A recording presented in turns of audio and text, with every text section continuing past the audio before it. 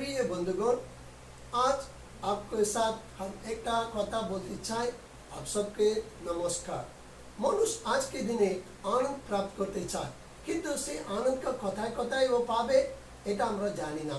এই জন্য মানুষ আনন্দ পাওয়ার জন্য নানা রকম জায়গাতে চায়, কিন্তু প্রভুর একটা বাণী থেকে আমরা দেখব মানুষ কি করে প্রকৃত আনন্দ প্রাপ্ত করে বা করবে বলে।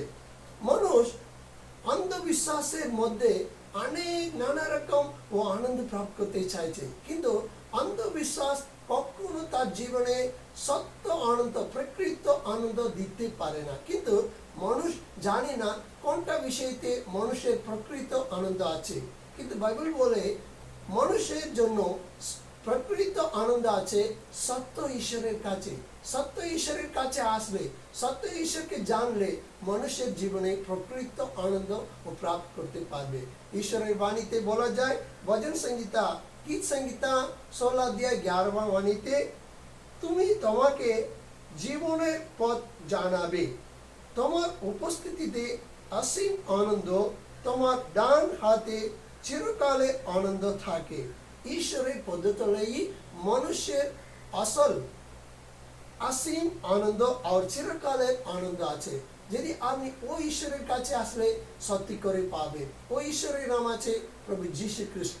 ও সত্য ঈশ্বর। এই জন্য তার কাছে যে মানুষ আসবে তার জীবনে ও চিরকাল আনন্দ পাবে, অসীম আনন্দ পাবে।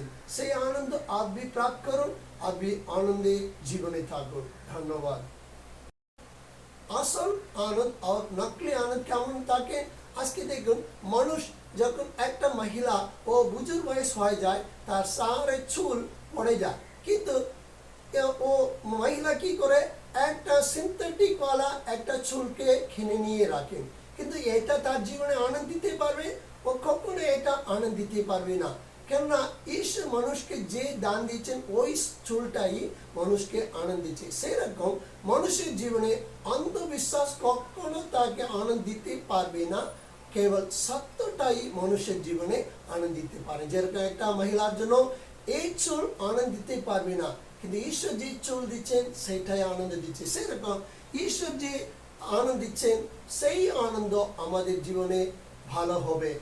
সত্যই আমাদের জীবনে আমরা যে আনন্দকে খুঁজে যাই সে আনন্দকে দিতে পাবেন। আপনি সে আনন্দ পান। প্রভু আপনাকে আশীর্বাদ করেন। ধন্যবাদ।